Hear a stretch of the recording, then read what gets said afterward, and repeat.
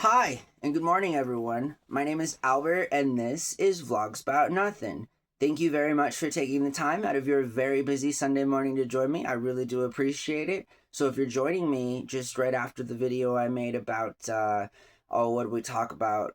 Socialism, I now, in fact, want to talk about the opposite of socialism, and I want to give you guys just quick disclaimer, listen to nothing that I say. I'm a terrible symbolic representation of what a guy thinks a comedian is. These are all one takes, there's never a script, and this is all for entertainment. So don't send the guys with masks on me, because I'm just saying, I'm also from here. I was born in Albuquerque, New Mexico. I have a birth certificate, Mr. Trump. Anyways, I do want to talk about fascism, okay? And I want to give, moreover, to be in character, and I gave that disclaimer, I want to give you guys what I postulate as the recipe for successful fascism, all right? And so I've thought about this a lot. Last night, I recorded a video where I tried to address this problem, and I got a little carried away, and now I'm trying to bring it in a little bit and make it more cohesive. I have about 12 minutes or so to do that, and moreover, at the end of the video, I'm sure that I'm going to try my best. I'm not sure if it'll happen, but I'll try my best to bring it all again together so that we can figure out just what it is that I'm talking about and or discussing. Again, social commentary. This is political satire. This is not a real recipe for hateful people out there to go out and try and run their own United States government. I mean, I'm so sorry. No, anyways, all right, here's the thing. If I thought to myself for a moment, I was like, hey, again, let's go into a deeper character. Let's go into the character of this, which anyways, let's pretend for a second, right? That I'm like, okay, there's a really nice part of town. And right now, there's a lot of poor people there. Honestly, there's a lot of poor people. I don't know what to do about that. What are we gonna do about that, city council? So it's sort of like, all right, well, here's the thing. Let's close down the grocery stores, right? So let's not renew the leases. This is again, jokingly, a recipe on how to, destroy communities and become a successful fascist. So the first thing you do is you ensure that communities have no access to food. All right. This is, again, I mean, it should be a criminal to not, have places of food where people live. But have you guys ever been in a ghetto? Have you guys ever seen and or noticed that the only places to get food inside of some ghetto and ghetto areas is just like Circle K's and McDonald's and at the age of 18, so almost 20 years ago, I conducted a research project on behalf of the AmeriCorps program, which it isn't around this presidential term because the fascist Trump, I mean, President Trump, who is a fascist, I'm sorry, I misdescribed him. He's our president who is a fascist. He's not a fascist president. Anyways, that guy cut funding to lots of the AmeriCorps programs and the Peace Corps and all other governmental bodies that acted as NGOs that functioned as peacekeeping operations. And he also discontinued funding for CBS. So yeah, the guy that killed Barney in Sesame Street. Oh my God! Seriously, the guy who took down Barney in Sesame Street is a fascist. That's an awful, awful reality. Regardless, when you want to become a successful fascist, you make sure that a large body of people, and it doesn't matter. It doesn't matter if they're black or white or brown or Asian or purple or from another planet, just wherever there's a large number of living things, make sure that there's nothing to eat. And if there is something to eat, make sure that it's unhealthy, make sure that it's expensive, make sure that we're still trying to sell the guise of private ownership and proprietorship so that, for some reason we want to support local bodegas who routinely charge their local community members exorbitant prices for basic goods. And again, I'm not hating on a guy for getting his money. What I'm hating on is the fact that sometimes the government they know better. You feel me? Like, I mean, we got to get permission from these same guys to build homes, right? I mean, it's not like homes just come out of thin air. There's all kinds of different things involved in the construction of a home, and not to mention all the licenses and stuff. But you also have to like have access to like water and know what to do with electricity. Let's not fool ourselves. I'm sure that a majority of the people that watch this channel and any other channel, right, like know nothing about how to like build a house, you know? I mean, you're given $100,000 in an unlimited amount of time, timber, supply, tools, all these different things. You probably still couldn't build a house. That's all that I'm saying. I'm saying that for me, I'd give myself like a 70% chance. I'm not confident enough to say 80, but I'm sure I could figure out. It's really the electric that bothers me, the electrical, but I also was an electrician journeyman apprentice in my life. So it's not like I don't know anything at all of what I'm talking about. It's just ignorance is bliss, and sometimes it's better to act stupid. Anyways, no, it's not. It's not ever. And in fact, right now, I think that the speech must move forward, and let's continue to talk about how to be a successful fascist. All right, so you make sure that neighborhoods have little to no access to food, right? This is the first thing that you do. All right, next thing you do is you flood it with drugs, okay? So you make sure that people not only can't eat, right, but you make sure that, like, instead of being able to buy cheap food, they can buy cheap crack, and they can go smoke that cheap crack, and then, I guess, find and or be motivated and have the incentive to get more money to buy expensive food, where there is non-existent places that sell only unhealthy food. So again, we're this is a recipe on how to be a successful fascist. All right. So once you take away the access to food and you flood the community with drugs, the next thing you're going to want to do is you're going to want to gaslight that community into thinking that somehow they became the problem and that you're going to be the solution. And what are you going to do as the solution, my friends? What is going to be the solution to this problem? Well, let me tell you. We're going to make it safer, all right? And how do we make neighborhoods and communities safer that have been flooded by drugs and have no access to sustenance? It's not often talked about, but it is the underlying problem of a lot of community issues. So let's say that, like, now, again, you've recognized that the community has no access to safe food, to good, healthy food, clean water, things like these very basic things. Then you make sure that... Wait, let's see. Sorry, I'm forgetting the idea, the recipe for successful fascism. Oh, okay. So you take away the access for... you flood the neighborhood with drugs, and then you make the neighborhood gaslight them, and you send in cops. Typically, you send in cops. You send in cops to monitor the situation, not to even help. This is the other thing, is that you send in people with guns to make sure that the people that are continuing to live a terrible life are continuing to live that terrible life, all while you make it so that, like, it's safe now, right? So it's safe for the community to be flooded with drugs and for there to not be any food around, because there's a policeman, there's a guy, there's a woman, there's somebody, there's a robot, there's a dog, for God's sake, there's a drone, something with a gun, is making sure that that your neighborhood is safe now, right? And then all of a sudden you get these weird roundabouts.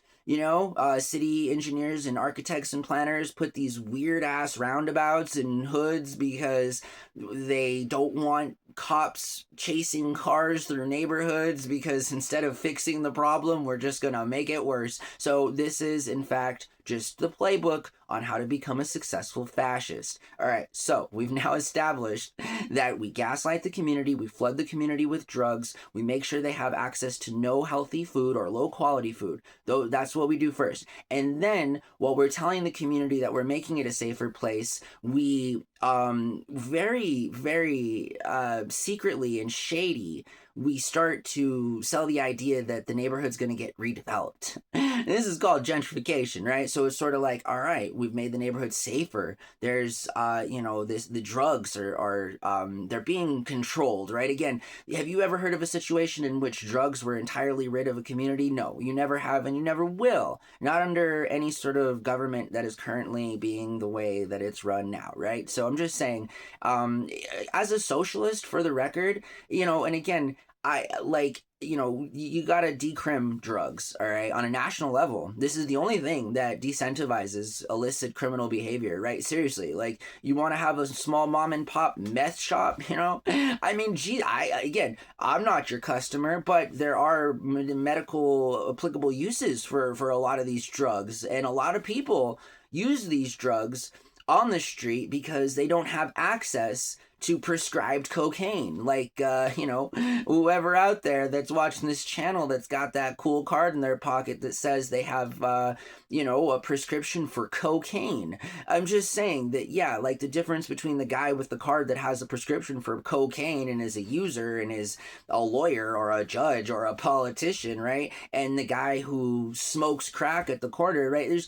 It blows my mind how we categorically, like, decide on what's right and what's wrong and who's cool and who's not and all these different things, you feel me? But in order to be in order to be a successful fascist, we must do all of those things as detailed, right? Once we do all of those things, we then begin to piece out the neighborhood and we sell it to major developers who then come in and collude with local governments to pay little to no property tax, right? So they're all going into the local communities like, hey, we'll go there if we don't have to pay property tax, and our contribution to the community will be giving them jobs. That's our contribution to the community, is we're going to give them jobs. And it's sort of like, okay, thanks for the jobs, but jobs sort of come along with owning a business, right? So you kind of have to give jobs. I don't really know if that's like a favor to anybody. If you want to make money, and you don't want to do it yourself, you got to hire other people to do it for you. This is not as redundant as I'm trying not to make it sound. Anyways, so yeah, anytime these things happen, anytime developers then go in at the end of that whole scheme and start to buy up property, pay no property tax, all of a sudden, the mayor and the governor's best friends are all construction company owners, and they all got nice new trucks, right? And it's just sort of like, if you want to be a successful fascist, do all of those things, and you'll have yourself a very successful campaign as it concerns the ideology of fascism. All right. And I'm not going to get out of character here yet, because I told you guys I'd wrap all this up and stuff. But I do know that if I were to be, in theory, talking about a place or not talking about a place, I'd highly encourage everyone and anyone to Google Albuquerque, New Mexico State Fairgrounds. You know what I mean? I'm just saying that, like, we did just have the conversation about what it meant or what it took to have a successful fascist campaign. And so that was a separate thing, and then at the end of it, I just reminded you guys that if you're ever interested in hearing about any sort of story that may remotely resemble those ingredients, for that formula rather, then I encourage you to Google Albuquerque, New Mexico State Fairgrounds. That's all that I'm saying, okay? The very same place, ironically, where there is there's a monument there dedicated to Bill Gates, right in the hood, man, right in the hood. There's a nice big plaque there, big brimstone little placard that says, "This is where Microsoft was founded by Bill Gates." So right in there in that neighborhood, that's where I would or would not be talking about. If I were talking about a neighborhood that actually existed, that actually implemented all of those things to essentially continue and perpetuate fascism. So, let me get out of character now. Hey guys, thank you so much for watching my videos. I really appreciate it. I'm from Albuquerque, New Mexico. Last night I made a video that was way too socialist, even for me. I do my best to try and, like, not say, like, specific names, especially, like, if I know them or anything, and sometimes it may or may not be that I know people that have influence and power, and I don't ever want to throw those people under the bus, even if I disagree with them. And I guess moreover, the only person and or job position that I would attack, and that I do attack in a way that is not vengeful or violent or treasonous or anything at all like that, but just American, right? Is that I just I hope that you guys are well, and I hope that when you watch these videos, you kind of get that I'm a little bit passionate about these things, and that moreover, like I don't, just so that we all know, like I would never say like to do anything bad or negative toward any government official ever, right? Like, I mean, ever. Like, this is just, that would be a stupid thing, including fascists, right? There's videos by the hundreds right below you that, like, I'm a socialist. I advocate on behalf of everyone, including the very hateful people that are like, in and of itself, my opposition, right? Like, it's all good. But I'm just saying that, like, I may not enjoy the politics that happen in this country or whatever, but am I ever saying that even Donald J. Trump wouldn't be a good guy to have a Bud Light with? I mean, are you kidding yourself? I'd have the time of my life with that guy. You would too. I'm just saying, but that doesn't make it right. That doesn't make it okay that, like, he's leading our country into the depths of the seventh circle of Dante's version of hell, like that doesn't, just because you can have a beer with this guy, that's what I'm saying. So, like, when you guys hear me debate and or say things, right, like, just understand that that's where I'm coming from. I don't have hate for anyone, including fascists. I got no time for it. I mean, really, I have a job to do, and my job is to do this. This is it, you know what I mean? And if I'm not doing this, then I'm doing something else, and that means I'm not doing my job. You feel me? So yeah, like I wish people would behave themselves better. I wish that people weren't such Richards. You feel me? But I'm not in no government, and nor ever politician. We're not interested in making this into any sort of real fascist regime or Spanish Inquisition or anything at all like that. At the end of the day, I'm an advocate for free will like crazy. You know what I mean? And so just, I gotta make all those things clear, because sometimes even when I'm talking out loud, I feel like I'm like, oh God, but it is what it is, right? It is like, we unfortunately do have a fascist government right now, and there's no other way to say that. And I wish that there was. I wish that there wasn't a fascist government. I mean, 2016 to 2020 was even better than this shit show. I mean, you feel me? Right? Like, that's all that I'm saying, right? Like, it was still pre-COVID, like, pandemic, nothing bad yet had happened. I mean, Donald Trump even did a decent job of handling the pandemic, and I would know because I was traveling the country, and I was very mindful of what was going on at that particular time. We were talking about COVID amongst coworkers in November of that year. Local communities knew that it had been a part of their community a couple months before that. There were people that were getting sick like crazy for months before the federal government, even recognized that there was a problem. So, like, yeah, I may smoke a lot of weed, but my memory's pretty clear, and I'm just saying that right now it's not good. It's not good for anyone. It's not good even for those people that think it's good for them. No, you can't, don't trust fascists, you feel me? These guys aren't your friends. They're not even each other's friends. And that's what I'm saying. Like, that's a selfish, destructive sort of way to think. I can't be any more clear on my opinion as it concerns the fascist way of thinking. Honestly, I don't know how they do it, man. It takes way too much energy. I mean, seriously. I hope that you guys have a really good day. Enjoy your Sunday. And take care of yourselves, all right? Seriously. And be wary of, what goes on in your community, and exactly what you can or can't do to stop it, right? I mean, because right now there's not a lot any of us can do to stop anything at all that we don't want to happen. And that's unfortunate, because that means a lot of politicians are going to get away with a lot of stuff. So I'm just throwing that out there. I hope you guys have a really awesome day, and we'll talk to you guys really soon, okay? Bye.